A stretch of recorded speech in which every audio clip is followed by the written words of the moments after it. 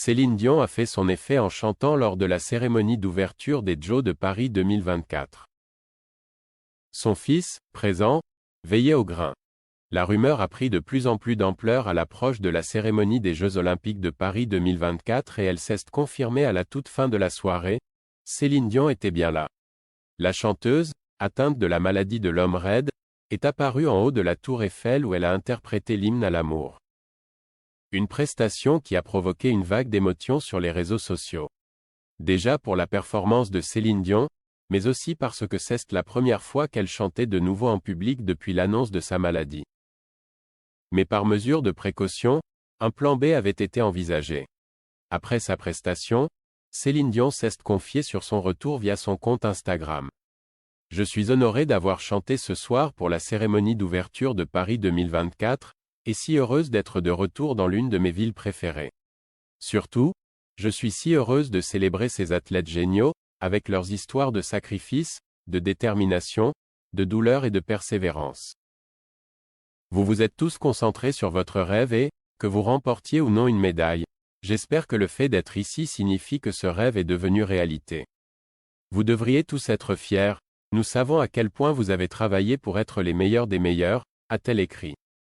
Le média américain TMZ a récemment révélé que Céline Dion aurait empoché la somme de 2 millions d'euros pour chanter à la cérémonie d'ouverture des Jeux Olympiques de Paris 2024. Nos confrères de Closer, eux, viennent de détailler les coulisses de ce show. Ils ont alors fait savoir que le fils de la star, René Charles, avait été très impliqué dans ce retour. Il aurait, par exemple, veillé à ce que personne n'approche de trop près sa mère. Mais ce n'est pas tout. René Charles surveillait également que la loge de sa mère soit bien réglée à 25 degrés. Closer a également fait savoir que la compagne de René Charles, Angélique Weckenmann, était aussi présentée. De quoi prouver que les tensions entre cette dernière et la chanteuse se sont apaisées. Alors que leur relation était autrefois glaciale, les deux femmes s'entendent bien désormais, ont indiqué nos confrères. Michel Drucker a également donné quelques infos lors de son passage dans l'émission Quel jeu sur France 2. En coulisses, c'était prodigieux. Elle avait ses 2 maquilleuses anglaises, elle avait son thérapeute, elle avait ses managers. Ils étaient une quinzaine. Elle est arrivée à 18h30, elle chantait 4 heures plus tard. Elle voulait revoir Paris, il y a tant de souvenirs avec elle. C'était magique. Elle mérite la médaille d'or du courage, de la ténacité, a indiqué l'animateur face à Laurent Luyat et Léa Salamé qui a provoqué une vague de colère sur les réseaux sociaux. La prestation de Céline Dion à la cérémonie d'ouverture des Jeux Olympiques de Paris n'est que le début.